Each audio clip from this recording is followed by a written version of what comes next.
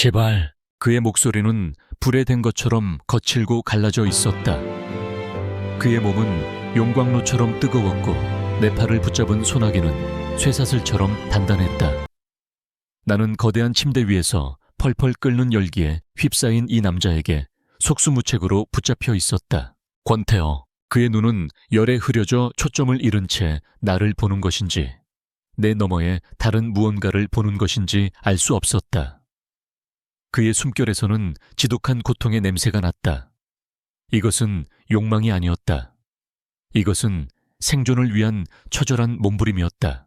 하지만 내 몸은 이 상황을 다르게 기억하고 있었다. 남자의 거친 숨결, 나를 억압하는 단단한 몸, 빠져나갈 수 없는 강한 힘.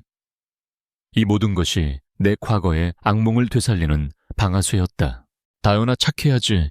나를 배신했던 첫사랑 이현우의 목소리가 환청처럼 들려왔다. 그의 손길은 언제나 차가웠다. 그의 폭력은 뜨거운 분노가 아니라 나를 통제하기 위한 냉정한 수단이었다. 그는 나를 길들이려 했고 나는 그의 인형이 되어야만 했다. 나는 본능적으로 몸을 굳혔다. 도망치고 싶었다. 이 남자의 품에서 벗어나 다시는 누구의 손도 닿지 않는 곳으로 숨어버리고 싶었다. 하지만 나는 그럴 수 없었다. 나는 그의 약이었으니까. 나는 눈을 질끈 감고 그의 뜨거운 몸을 받아냈다.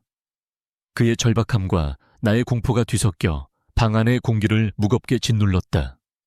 그는 짐승처럼 나를 탐했지만 그 안에는 기묘하게도 나를 해치려는 의도가 없었다. 그는 나를 통해 쾌락을 얻으려는 것이 아니었다.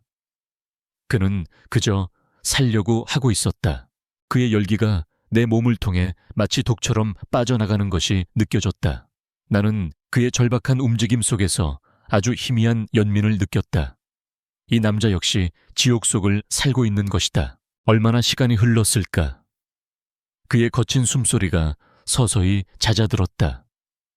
용광로 같던 그의 몸이 견딜 만한 수준의 온기로 변해갔다. 나를 짓누르던 그의 몸에서 힘이 빠지고 그는 내 어깨에 얼굴을 묻은 채 깊은 잠에 빠져들었다. 모든 것이 끝났다. 방 안에는 그의 고른 숨소리만이 가득했다. 나는 떨리는 몸을 간신히 일으켰다.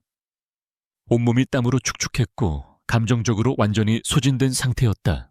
나는 잠든 그의 얼굴을 내려다보았다. 대한민국을 호령하는 냉혹한 CEO의 모습은 어디에도 없었다. 짙은 다크서클 고통의 흔적이 남은 미간, 그리고 무방비한 어린아이 같은 잠든 얼굴. 그는 괴물이 아니었다. 그저 아픈 사람이었다. 나는 아주 오랜만에 남자의 곁에서 잠이 들었다. 그리고 그날 밤 나는 악몽을 꾸지 않았다.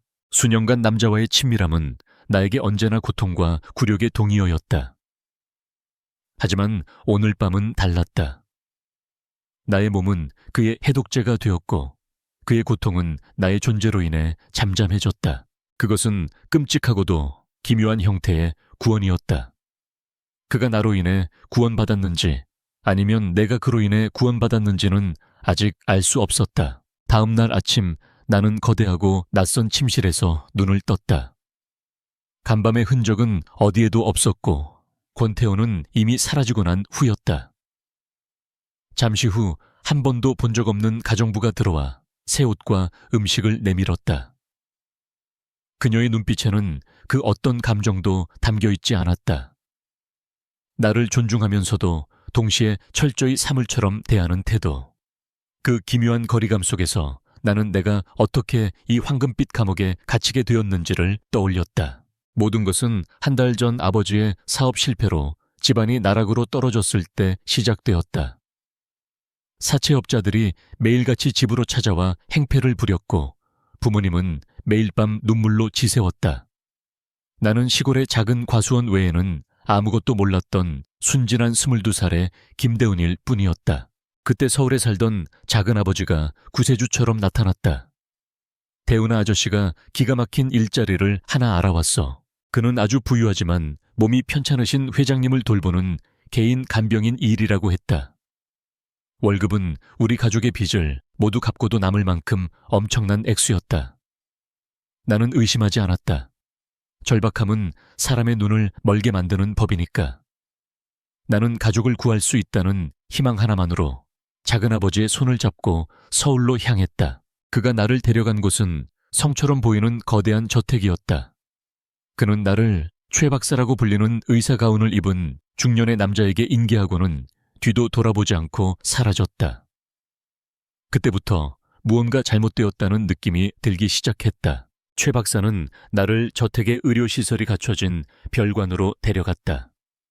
그리고 그는 감정 없는 목소리로 잔인한 진실을 설명했다. 권태호 회장님은 사업상의 원한으로 인해 희귀한 독에 중독되셨습니다. 주기적으로 고열과 극심한 고통을 동반하는 발작을 일으키시죠. 그는 차트 하나를 내밀었다. 복잡한 의학 용어들이 가득했다. 문제는 이 독을 해독할 방법이 없다는 겁니다. 온갖 방법을 시도했지만 모두 실패했죠. 그러다 아주 우연히 한 가지 사실을 발견했습니다. 그의 시선이 마치 실험용 쥐를 보듯 나를 위아래로 훑었다. 지난번 발작 때 회장님께서 무의식 중에 한 가정부의 손을 잡았습니다. 그러자 거짓말처럼 증상이 완화되기 시작했죠. 검사 결과 아주 희귀한 유전적 특성을 가진 사람과의 신체 접촉이 일시적으로 독을 중화시키는 효과가 있다는 것을 알아냈습니다. 일종의 살아있는 해독제인 셈이죠. 머릿속이 하얘졌다. 간병인 일이라는 건 전부 거짓말이었다. 그 가정부는 겁에 질려 도망쳤습니다. 그래서 우리는 당신의 작은아버지가 팔아넘긴 정보를 통해 비슷한 특성을 가진 당신을 찾아낸 겁니다. 내가 충격에서 벗어나기도 전에 별관 전체에 날카로운 경보음이 울려 퍼졌다. 최 박사의 얼굴이 굳어졌다. 발작이 시작됐군. 나는 저항할 틈도 없이 경호원들에게 이끌려 그의 침실로 떠밀려 들어갔다. 그것이 나의 첫 번째 치료였다. 그날의 기억은 공포와 고통으로 얼룩져 지금도 제대로 떠올리고 싶지 않다. 다음 날 아침 내가 정신을 차렸을 때 권태호는 이미 멀쩡한 모습으로 내 앞에 의자에 앉아 있었다. 그는 지독하게 냉정하고 오만한 얼굴을 하고 있었다. 그는 사과도 설명도 하지 않았다. 그저 테이블 위로 계약서 한 장을 밀어낼 뿐이었다. 계약서의 내용은 간단했다. 나의 가족이 진 모든 빚은 계약 즉시 변제된다. 나의 개인 계좌로 평생 만져볼 수도 없는 거액의 돈이 입금된다. 그 대가로 나는 이 저택에 머물며 그의 해독제가 된다. 그가 발작을 일으킬 때마다 그의 부름에 응해야 한다. 계약 기간은 5년.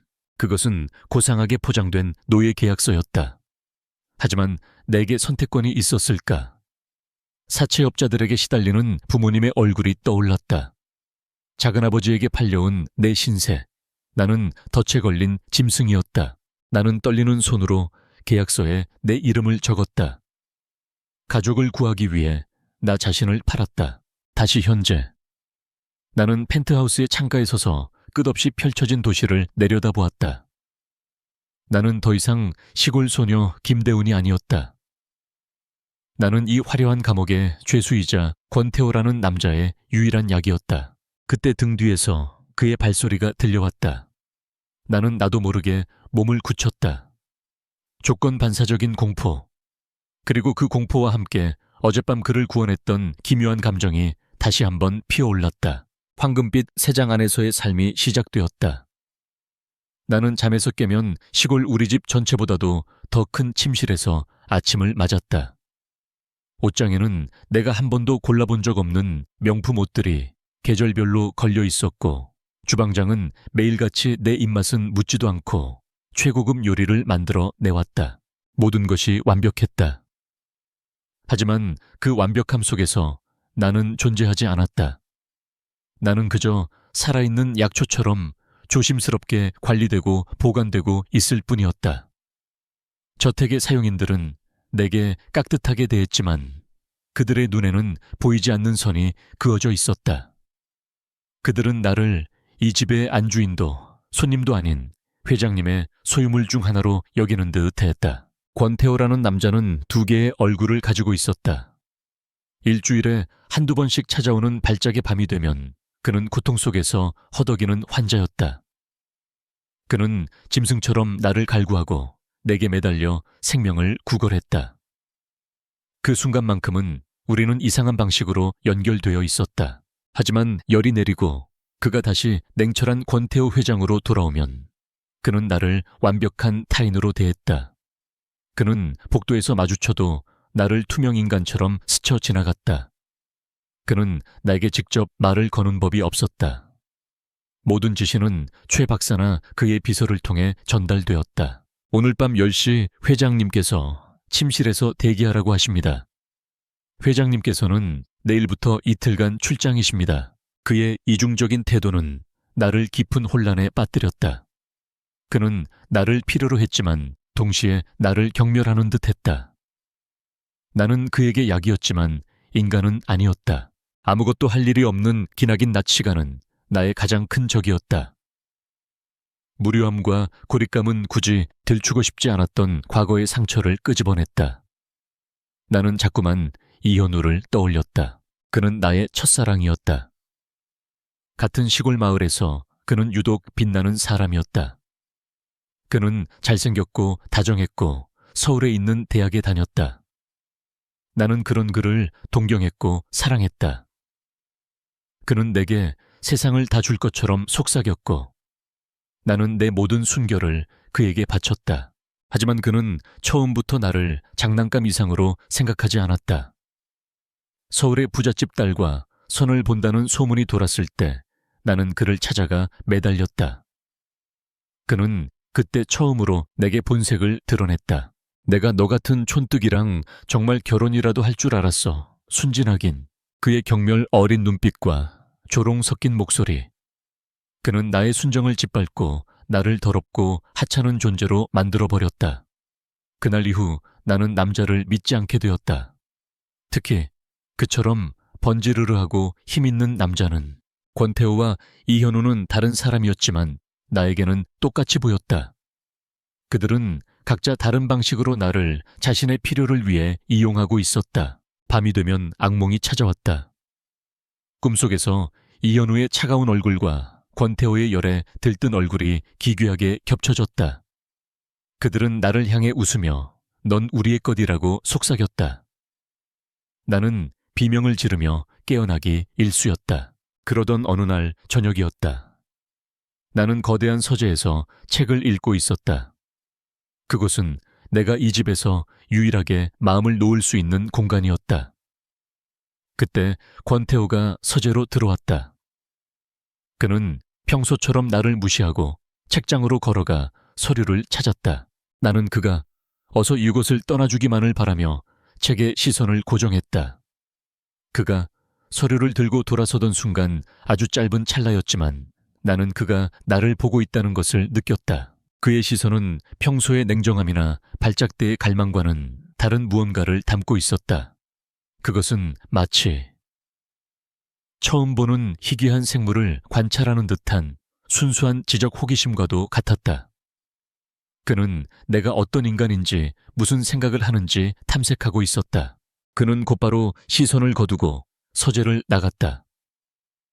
하지만 그 짧은 시선은 잔잔한 내 마음에 던져진 돌멩이처럼 작지만 선명한 파문을 일으켰다. 그는 어쩌면 나를 그저 살아있는 약초로만 보고 있는 것이 아닐지도 모른다. 그 아주 작은 가능성이 나에게 또 다른 혼란의 시작이 되고 있었다. 그의 시선을 느낀 그날 이후 나는 그의 존재를 전보다 훨씬 더 강하게 의식하기 시작했다. 그는 여전히 차갑고 말이 없었지만 나는 더 이상 그를 단순한 고용주나 무서운 짐승으로만 볼 수 없었다. 그의 가면 뒤에 숨겨진 진짜 얼굴이 궁금해지기 시작했다. 그날 밤은 드물게도 그가 발작을 일으키지 않는 평온한 밤이었다. 나는 안도감 속에서 오히려 더 깊은 악몽에 빠져들었다. 경계심이 풀어지자 억눌려 있던 과거의 상처가 고개를 든 것이다. 꿈속에서 나는 다시 20살의 김대훈이 되어 있었다. 이현우가 내게 이별을 구하던 비가 내리는 정류장. 그의 차가운 눈빛, 경멸 어린 목소리. 내가 너 같은 애랑 정말 미래라도 그릴 줄 알았니? 그 말이 비수가 되어 심장에 박혔다. 나는 꿈속에서 그의 바지가랑이를 붙잡고 울며 매달렸다. 제발 제발 버리지 말아달라고. 현우 씨, 제발. 나도 모르게 그의 이름이 잠꼬대처럼 새어나왔다. 눈물은 베개를 흠뻑 적시고 있었다. 바로 그때였다. 누군가 내 이마를 부드럽게 짚어주는 손길에 나는 화들짝 놀라며 잠에서 깨어났다. 어둠 속에서 한 남자의 실루엣이 내 침대맡에 앉아 있었다. 순간 심장이 멎는 듯 했다. 최면처럼 반복되던 악몽이 마침내 현실이 되어 나를 덮친 것이라고 생각했다. 나는 비명을 지르며 침대 헤드 쪽으로 기어가 몸을 웅크렸다. 이불을 방패처럼 끌어당겨 온몸을 감쌌다. 눈 움그세요. 저리가. 내 목소리는 공포로 완전히 갈라져 있었다. 나는 눈앞의 남자가 권태호라는 사실조차 인지하지 못했다. 그는 즉시 뒤로 물러나 내게서 거리를 두었다. 나야, 권태호. 그의 차분한 목소리가 어둠을 가르고 들려왔다. 네가 꿈을 꾸면서 우는 것 같아서. 그의 목소리를 듣고 나서야 나는 내가 지금 어디에 있는지, 내 앞에 있는 사람이 누구인지 깨달았다. 안도감과 함께 나의 가장 추한 모습을 들켰다는 수치심이 밀려왔다. 그는 의자에 앉아 내가 진정되기를 기다려 주었다. 한참의 침묵 끝에 그가 조용히 물었다. 그 남자가 현우인가? 그의 질문은 추궁이 아니었다. 그저 사실을 확인하는 듯한 담담한 어조였다. 나는 대답하지 않았다. 하지만 내 침묵은 그 어떤 긍정보다 더 확실한 대답이었다. 그는 더 이상 묻지 않았다. 대신 그는 내게 허락을 구했다. 내가 네 옆에 있어 줄까? 나는 망설였다. 하지만 그의 목소리에 담긴 진중함에 나도 모르게 아주 작게 고개를 끄덕였다. 그는 조심스럽게 침대 위로 올라와 내게서 조금 떨어진 곳에 앉았다. 그리고는 아주 천천히 나를 자신의 품으로 끌어당겼다. 그것은 발작대의 절박하고 거친 포옹과는 전혀 달랐다. 오직 나를 위로하고 보호하기 위한 단단하고 따뜻한 포옹이었다.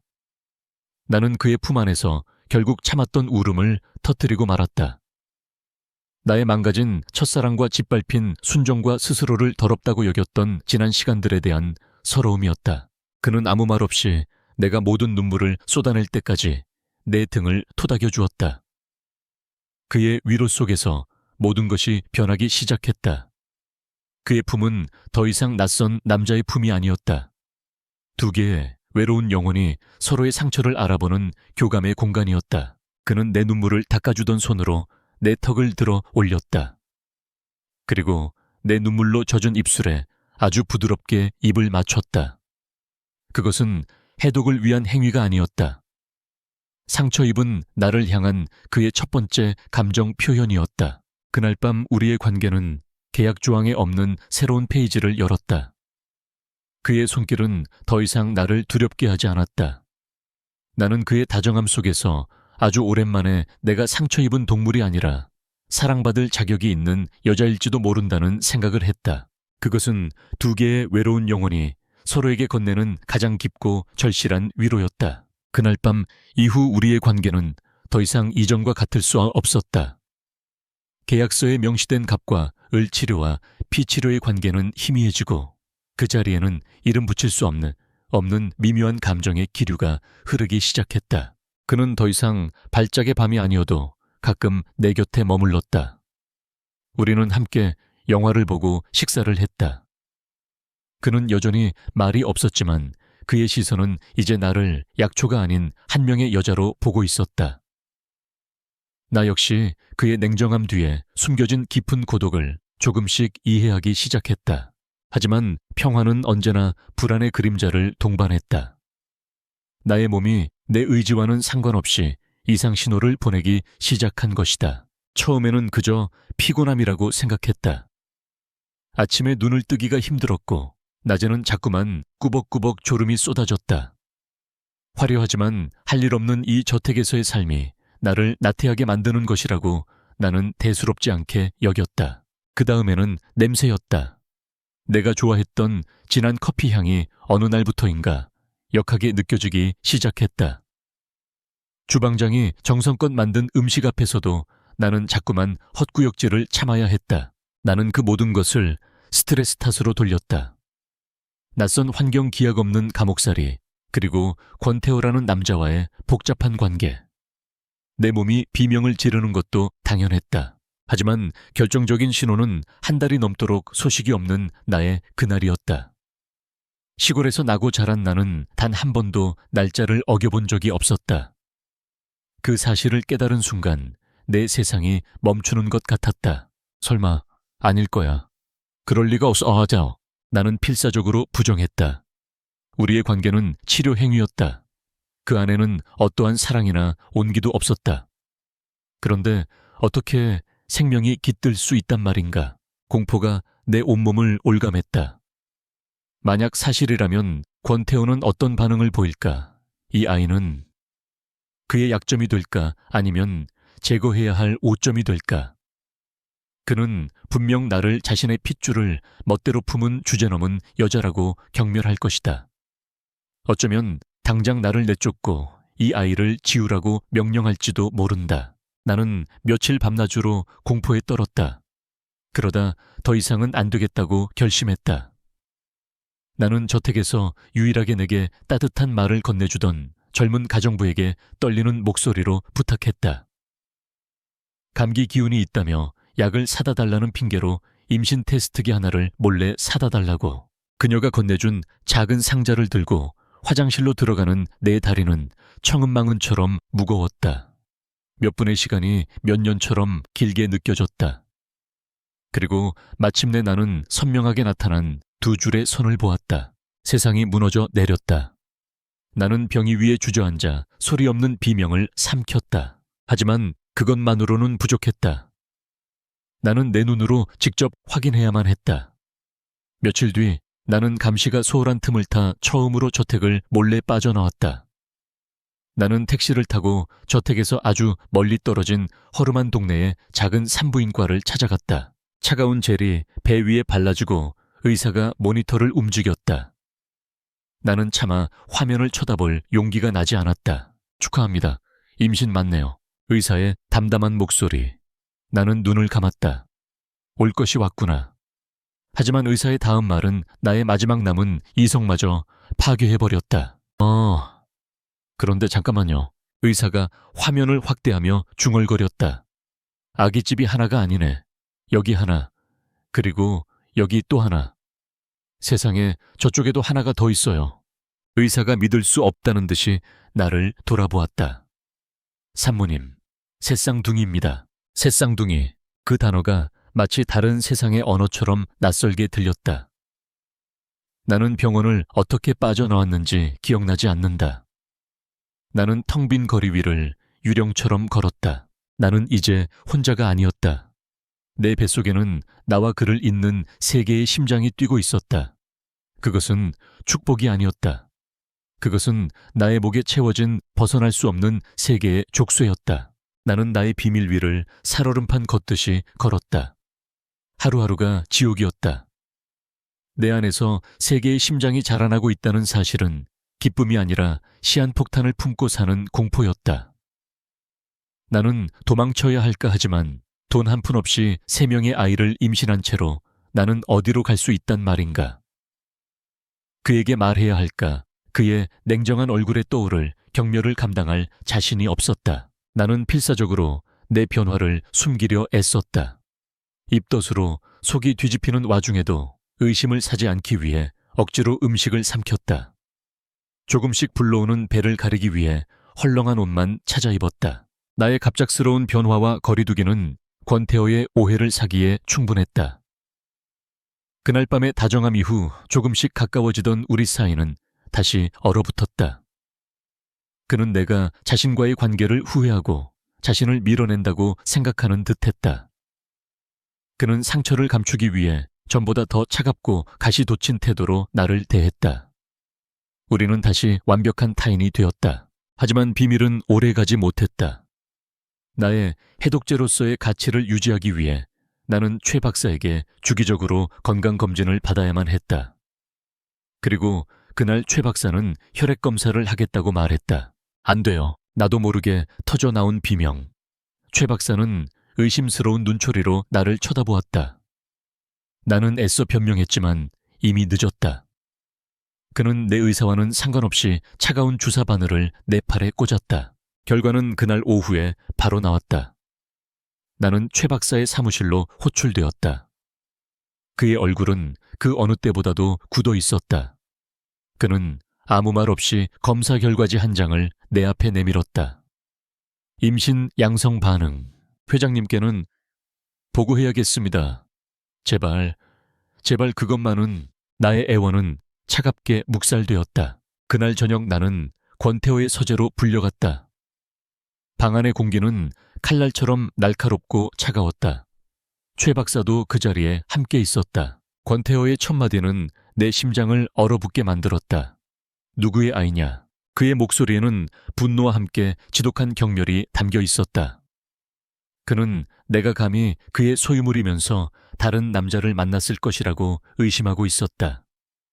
그의 자존심에 그것은 용납할 수 없는 모욕이었을 것이다. 최 박사가 옆에서 조용히 입을 열었다.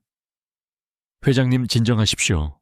산모의 임신 주수를 계산해 본 결과 아이의 아버지는. 최 박사의 시선이 권태호에게로 향했다. 모든 사실이 담긴 그 눈빛 앞에서 권태호의 분노는 다른 감정으로 변해갔다.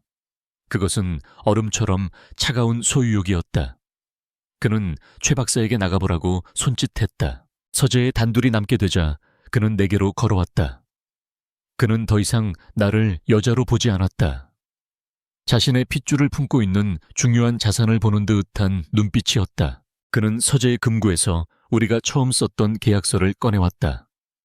그리고 내 눈앞에서 그것을 갈기갈기 찢어버렸다. 이 계약은 이제 무효다.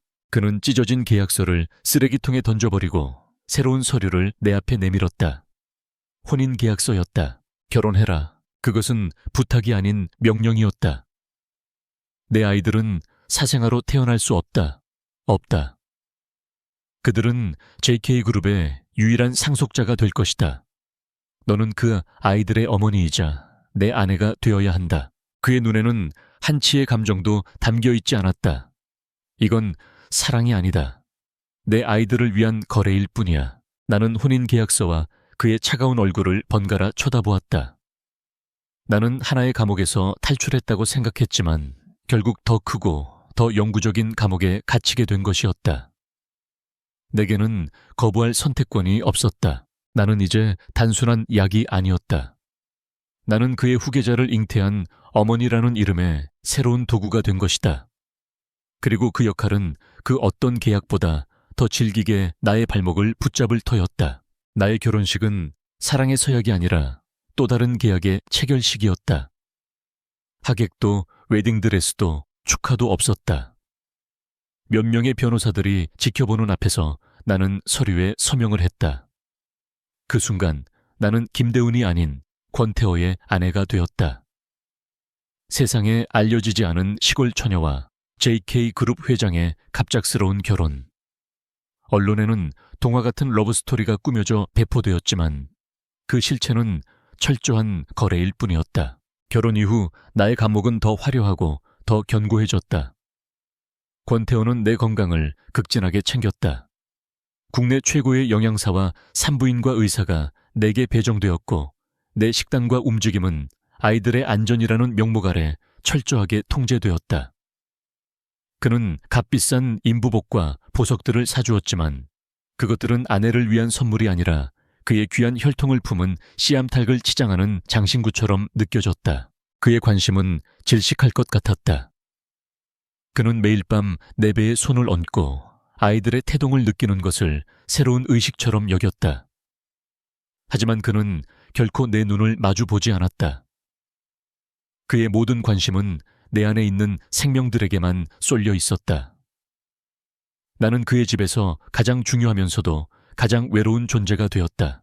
그러던 어느 날 과거의 망령이 나를 찾아왔다. 내가 권태호와 결혼했다는 소식은 시골 마을에 있던 이현우의 귀에까지 들어간 모양이었다. 그는 어디서 알아냈는지 내게 문자를 보내왔다. 그것은 사과가 아닌 비열한 협박이었다. 결혼 축하해, 다연아. 아직도 우리 예전에 찍었던 사진들 내가 가지고 있는 거 알지? 너의 순진한 시골 소녀 이미지가 내 남편에게도 그렇게 보일까? 문자를 읽는 순간 온몸의 피가 차갑게 식었다. 그는 나의 가장 큰 수치이자 약점을 돈벌이 수단으로 삼으려는 것이다. 내가 공포에 질려 휴대폰을 떨어뜨리려던 순간 권태호가 방으로 들어왔다. 그는 내가 무언가를 숨기려 허둥대는 모습을 정확히 포착했다. 그리고 내 휴대폰 화면에 떠있는 이현우라는 이름을 보았다. 누구냐? 그의 목소리는 얼음장처럼 차가웠다. 나는 진실을 말할 수 없었다. 그가 나를 더럽다고, 문란하다고 경멸할까봐 두려웠다. 아무것도 아니에요. 그냥 옛날 친구. 나의 어설픈 거짓말과 공포에 질린 표정은 그의 분노에 기름을 부었다. 그의 눈에 내가 한 번도 본 적 없는 감정이 떠올랐다. 그것은 단순히 자신의 소유물에 대한 집착이 아니었다. 그것은 명백한 한 남자가 다른 남자를 향해 느끼는 원초적인 질투였다. 그는 내게서 휴대폰을 빼앗아 들었다. 그리고 협박 문자의 내용을 읽었다. 그의 얼굴은 순식간에 살기로 뒤덮였다. 하지만 그 분노는 놀랍게도 나를 향한 것이 아니었다. 이 새끼가, 그가 씹어 뱉듯이 말했다. 네가 악몽에서 울부짖던 그 이름이 이놈이냐. 그의 말에 나는 모든 것을 들켰다는 것을 깨달았다. 그는 사장에서 내가 악몽 속에서 불렀던 이름을 기억하고 있었다. 그리고 지금 모든 조각을 맞춘 것이다. 그는 더 이상 나를 추궁하지 않았다. 나를 향한 그의 시선에는 아주 희미하지만 연민과 보호 본능이 섞여 있었다. 그는 내가 과거에 어떤 상처를 입었는지 어렴풋이 짐작하게 된 것이다. 권태호는 자신의 휴대폰을 꺼내 어딘가로 전화를 걸었다. 그의 목소리는 강철처럼 차갑고 무자비했다. 이현우라는 놈에 대해 알아봐. 그놈이 가진 모든 것 숨쉬는 것까지 전부다. 먼지 하나까지 샅샅이 털어내. 내가 그놈을 내 손으로 짓밟아 버릴 테니까. 나는 그런 그의 모습을 숨을 죽인 채 바라보았다. 나의 새로운 남편은 적으로 돌리기에는 끔찍하게 무서운 남자였다. 하지만 어쩌면 내 편으로 두기에는 세상에서 가장 든든한 방패일지도 몰랐다. 그의 무서운 질투는 역설적이게도 그의 감정이 단순한 계약 이행이 아닐지도 모른다는 첫 번째 증거가 되고 있었다. 권태호의 그 서늘한 전화통화 이후 나는 불안과 함께 기묘한 안정감을 느꼈다. 그의 무자비함은 두려웠지만 그 분노가 온전히 나를 지키기 위함이라는 사실은 어둡고 뒤틀린 방식으로나마 위로가 되었다. 그는 그 일에 대해 더 이상 내게 아무것도 묻거나 말하지 않았다. 하지만 그날 이후 우리 사이를 감돌던 공기는 팽팽한 긴장감과 함께 끈끈한 유대감으로 채워지기 시작했다. 그의 복수는 빠르고 정확했으며 소리 없이 잔인했다. 며칠 뒤 나는 저녁 뉴스를 통해 이현우의 소식을 접했다. 그와 그의 아버지가 운영하던 작은 건설 회사가 갑작스러운 탈세 혐의로 세무조사를 받게 되었다는 뉴스였다. 주요 투자자들이 하루아침에 자금을 회수했고 회사는 부도 위기에 몰렸다. 그를 부잣집 사위로 만들어줄 뻔했던 약혼녀는 귀신같이 소문을 듣고 파혼을 통보했다. 그가 나를 협박하는 데 썼던 사진들은 어느 날 조용히 내게 배달된 작은 상자 안에서 제가 되어 있었다. 권태호는 이현우를 물리적으로 공격하지 않았다. 그는 더 정교하고 파괴적인 방식으로 이현우가 쌓아올린 모든 것을 무너뜨렸다. 그가 내게서 빼앗아갔던 나의 자존감처럼 그 역시 자신이 가진 모든 것을 잃게 된 것이다. 그날 밤 그는 나에게 신문 기사가 담긴 태블릿 PC를 건넸다. 이제 다시는 그놈이 널 괴롭힐 일은 없을 거다. 그의 목소리는 담담했지만 나는 그 안에 담긴 의미를 알 수 있었다. 나는 그 힘이 두려워야 마땅했다. 하지만 이상하게도 나는 두렵지 않았다. 지난 몇 년간 나는 이현우라는 이름 앞에서 속수무책인 약자였다. 그런데 지금 내 옆에 남자가 나의 고통을 자신의 것처럼 여기고 나를 대신해 칼을 휘둘러 준 것이다. 그는 무서운 사람이었다. 하지만 처음으로 나는 그 무서운 사람이 나의 편이라는 사실에 안도했다. 그 사건을 기점으로 권태호는 변하기 시작했다. 그의 관심은 더 이상 내 뱃속의 아이들에게만 머물지 않았다. 그는 나 김대훈이라는 사람에게 관심을 보이기 시작했다. 그는 내게 오늘 하루는 어땠는지, 몸은 괜찮은지 물었다. 가끔은 자신의 일에 대한 사소한 이야기를 들려주기도 했다. 그의 손길도 변했다. 아이들의 태동을 느끼기 위해 내 배에 손을 얹을 때면 그는 그 손을 바로 떼지 않았다.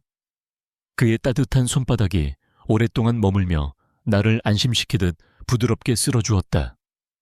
가끔은 그의 시선이 내 시선과 마주쳤고 그는 더 이상 피하지 않았다.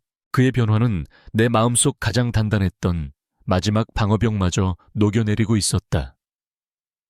나는 그 역시 상처 입은 사람이라는 것을 깨닫기 시작했다. 그의 냉정함은 나의 두려움처럼 자기 자신을 보호하기 위한 갑옷일 뿐이었다. 어느 날 밤 나는 잠결에 목이 말라 거실로 나왔다. 서재의 문이 희미하게 열려 있었고 그 안으로 불빛이 새어나왔다. 나는 조심스럽게 안을 들여다보았다. 그는 책상에 앉은 채 서류를 보다 잠들어 있었다. 잠든 그의 얼굴은 모든 경계심을 내려놓은 채였다. 나는 그제야 보았다. 그의 얼굴에 얼마나 깊은 피로와 고독이 새겨져 있는지를. 나는 나도 모르게 안으로 들어가 소파에 있던 담요를 가져와 그의 어깨 위에 덮어주었다. 그 순간 그가 희미하게 잠꼬대를 했다. 대훈, 그의 입에서 나온 내 이름. 그 한마디에 내 심장이 쿵 내려앉았다. 그는 꿈속에서조차 나를 생각하고 있었다. 나는 조용히 서재를 나와 내 방으로 돌아왔다. 하지만 그날 밤 나는 잠을 이룰 수 없었다. 그의 서재에서 담요를 덮어주던 그 순간을 시작으로 우리의 관계는 돌이킬 수 없는 강을 건넜다는 것을 예감했다. 며칠 뒤 저녁 우리는 소파에 나란히 앉아 있었다. 나는 처음으로 계약이나 의무가 아닌 내 의지로 그에게 다가갔다. 나는 조용히 그의 어깨에 머리를 기댔다. 그의 몸이 순간 굳어지는 것이 느껴졌다. 하지만 그것도 잠시 그는 커다란 팔을 뻗어 나를 자신의 품으로 끌어당겼다. 그것은 우리 관계의 새로운 시작을 알리는 조용한 신호였다. 우리는 더 이상 계약서의 조항으로 묶인 사이가 아니었다. 우리는 서로의 상처를 보듬고 서로의 고독에 기댄 세상에서 가장 가까운 두 사람이 되어가고 있었다. 시간이 흘러 나는 임신 마지막 달을 맞았다. 3명의 아이들을 품은 나의 배는 금방이라도 터질 것처럼 동그랗고 단단했다. 저택의 모든 사람들은 나를 유리 인형처럼 대했다. 그리고 그중 가장 극성스러운 사람은 바로 권태호였다. 그의 차가운 CEO 가면은 적어도 내 앞에서는 완전히 사라져 있었다. 그는 아이들에게 좋다는 클래식 음악을 온종일 틀어놓았고 동화책을 잔뜩 사와서는 매일 밤 내 배에 얼굴을 대고 쑥스러운 목소리로 책을 읽어주었다. 그의 다정함은 너무나도 자연스러워서 우리가 계약으로 만났다는 사실조차 가끔은 잊어버릴 정도였다. 하지만 우리의 위태로운 행복은 그의 몸속에 잠들어 있던 독이 깨어나는 순간 언제든 부서질 수 있었다. 그날 밤 발작은 예고 없이 찾아왔다. 서재에서 들려오는 그의 거친 숨소리에 나는 익숙하게 그의 방으로 향했다. 하지만 이번에는 무언가 달랐다. 이전의 발작 때 그는 이성을 잃고 본능적으로 나를 찾았다. 하지만 오늘은 그는 지독한 고통 속에서도 간신히 이성의 끈을 붙잡고 있었다. 그는 침대 위에서 몸부림치면서도 나에게 다가오지 않았다. 오히려 나를 발견하자마자 짐승처럼 으르렁거렸다. 오지마, 당장 나가. 그는 자신에게서 나를 보호하려 하고 있었다. 자신의 고통과 광기가 혹시라도 임신한 나를 해칠까봐 두려워하는 것이다. 그는 자신의 약을 처음으로 거부하고 있었다. 그의 그 필사적인 몸부림을 보는 순간 내 마음속에 남아있던 마지막 두려움의 조각이 완전히 부서져 내렸다. 그는 더 이상 나를 해칠 수 있는 위협적인 존재가 아니었다. 그는 나를 그리고 우리의 아이들을 자기 자신보다 더 아끼고 사랑하고 있었다. 나는 그의 명령을 따르지 않았다. 싫어요. 나는 단호하게 말을 했다. 그리고 그의 곁으로 걸어갔다. 당신 혼자 두지 않을 거예요. 나는 당신이 무섭지 않아요, 태호 씨. 내 말과 두려움 없는 내 눈빛에 그를 지탱하던 마지막 이성의 끈이 끊어졌다. 그는 무너져 내렸다. 그는 나를 끌어당겨 품에 안고 내 어깨에 얼굴을 묻었다. 그의 몸은 불덩이 같았지만 그가 내뱉는 숨결은 안도와 항복의 의미를 담고 있었다. 얼마 지나지 않아 나의 해독 효과는 어김없이 나타났다. 그의 열이 내리고 거친 숨소리가 잦아들었다. 하지만 그는 나를 놓아주지 않았다. 그는 나를 더욱 깊이 끌어안은 채 감정에 잠긴 목소리로 속삭였다. 무서웠어. 그의 목소리는 미세하게 떨리고 있었다. 너와 아이들을 내 손으로 다치게 할까봐 널 잃을 수 없어, 대훈아. 그는 고개를 들어 처음으로 내게 자신의 모든 것을 내보이는 눈빛으로 나를 바라보았다. 네가 나의 약이라서가 아니야. 네가 내 아이들의 엄마라서도 아니야. 나는 그냥 당신 김대훈이라는 사람을 사랑해. 그의 고백. 내가 그토록 기다렸지만 감히 기대조차 하지 못했던 그 말. 내 눈에서 뜨거운 눈물이 흘러내렸다. 나는 그의 얼굴을 감싸쥐고 내가 먼저 그에게 입을 맞췄다. 그것은 우리의 진짜 첫 키스였다. 모든 계약과 역할, 과거의 상처가 사라진 자리에서 우리는 비로소 온전한 남자와 여자로 서로를 마주했다. 그의 입맞춤과 손길에는 더 이상 다급한 갈망이나 조심스러운 위로가 아닌 오직 깊고 진실한 사랑만이 담겨 있었다. 그날 밤 우리의 관계는 그 어떤 계약서보다 더 단단한 사랑이라는 이름으로 다시 한번 묶였다. 하지만 격렬했던 감정의 파도가 지나간 뒤 내 배에 갑작스러운 통증이 찾아왔다. 아주 잠깐이었지만 권태호는 새파랗게 질려 나를 안아들고 병원으로 향했다.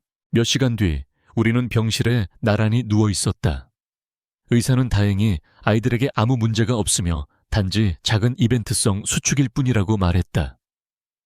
모든 것이 괜찮다는 말을 듣고 나서야 그의 얼굴에 핏기가 돌아왔다. 그는 내 손을 잡은 채 아무 말도 하지 않았다.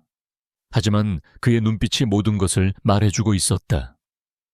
나를 잃을 뻔했다는 깊은 공포와 다시 되찾았다는 안도감. 그리고 흔들림 없는 헌신. 그의 고백은 열에 들뜬 헛소리가 아니었다. 그것은 그의 진심이었고 이제 우리의 미래를 이끌어갈 유일한 약속이 되었다. 1년 뒤 과거 정막만이 감돌던 펜트하우스는 이제 3명의 작은 악동들이 내지르는 행복한 비명으로 가득 찼다. 아들 둘의 딸 하나, 권지훈, 권시우, 그리고 권하은. 아이들은 기적처럼 건강하게 태어났고 우리의 세상을 완전히 바꾸어 놓았다. 나는 더 이상 이 집의 이방인이 아니었다. 나는 새 아이의 엄마이자 이 거대한 집의 심장이 되었다. 권지훈 형아, 장난감 뺏으면 못 써. 내가 아들 지훈이를 혼내고 있을 때 기저귀를 가는데 도같은 권태호가 딸 하은이를 안고 나에게 다가왔다. 그는 밖에서는 여전히 냉혹한 JK그룹의 회장이었지만 이 집 안에서는 그저 서툰 아빠일 뿐이었다.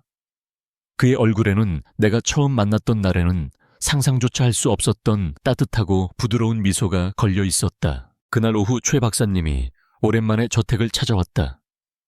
그의 얼굴에는 그 어느 때보다도 밝은 흥분이 서려 있었다.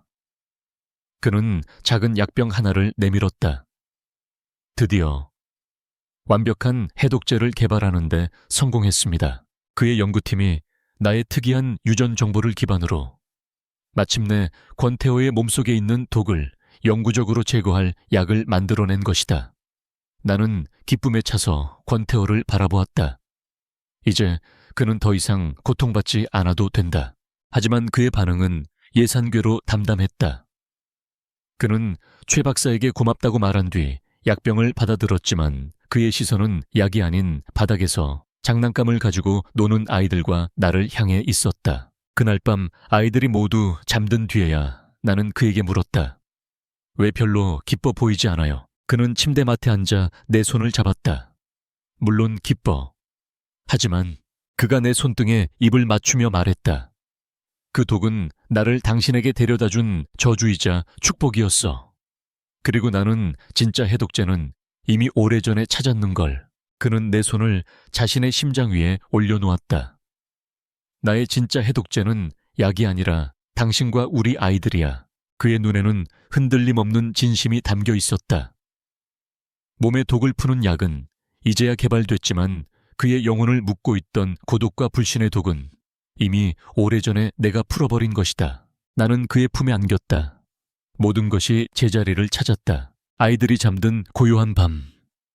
나는 내 옆에서 평화롭게 잠든 남자와 아기 침대에서 새근새근 숨을 쉬는 새 아이를 번갈아 쳐다보았다.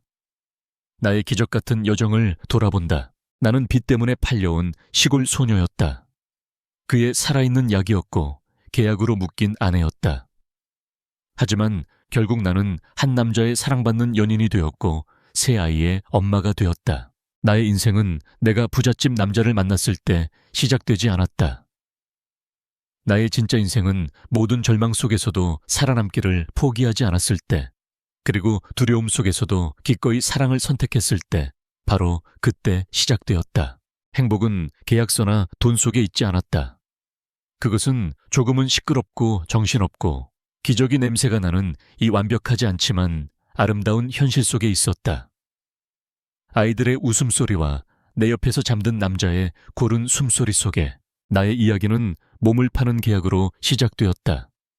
하지만 나의 영혼을 자유롭게 한 사랑으로 끝을 맺는다. 때로는 가장 불합리한 시작이 가장 아름다운 종착지로 우리를 이끌기도 한다. 행복은 찾아내는 것이 아니다. 가장 부서진 조각들로 함께 만들어 나가는 것이다. 여러분에게 가족이란 어떤 의미인가요? 댓글을 통해 여러분의 생각을 공유해 주세요.